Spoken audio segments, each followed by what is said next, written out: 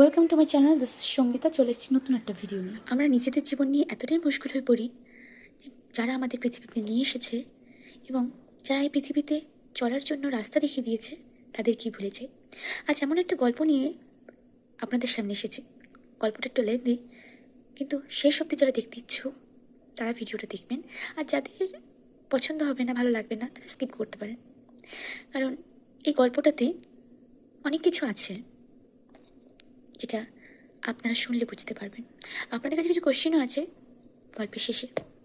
তো শুরু করা যাক। গল্পের বিশেষ ক্যারেক্টার চৈতি। চৈতি সোফায় বসে ফোন ঘাটছে। তার সারাদিন এই একটাই কাজ। আর চৈতির শাশুড়ি সীমা দেবী, তিনি ঘর মুছছেন। আর বাকি রইল দিদা, মানে সীমা দেবীর মা, উনি সবজি কাটছেন রান্না বান্নার জন্য।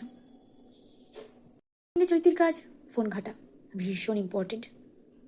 খাচ্ছে তাচ্ছে আর ফোন ঘাটছে, মানে ফোন ঘাটাটাতে বিশাল কাজ। ওটা করতে করতেই মাঝে মধ্যে কোমর হাত পা লেগে যায়, ঘুমও পায়।